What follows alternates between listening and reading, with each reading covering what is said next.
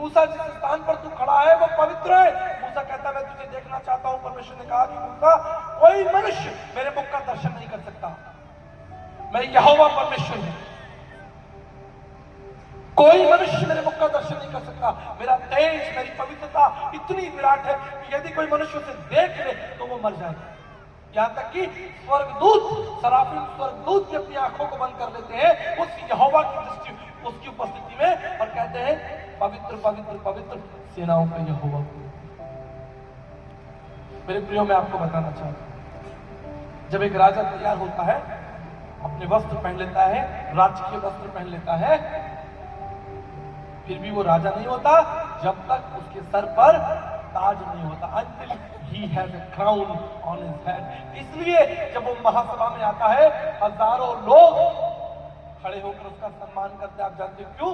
क्योंकि उन हजार लोगों के सर पर ताज नहीं है, लेकिन उस व्यक्ति के सर पर ताज है, इसलिए वो राजा है।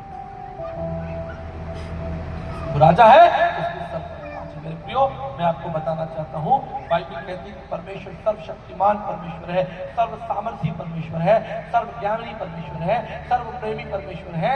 यहेजकेल 32:27 में लिखा है उसके लिए कोई काम कठिन नहीं।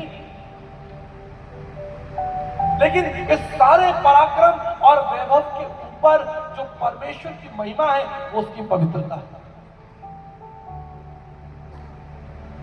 उस राजकीय पोशाक के ऊपर जो सबसे महत्वपूर्ण अंग है, जो सबसे महत्वपूर्ण भाग है, वो है परमेश्वर की पवित्रता।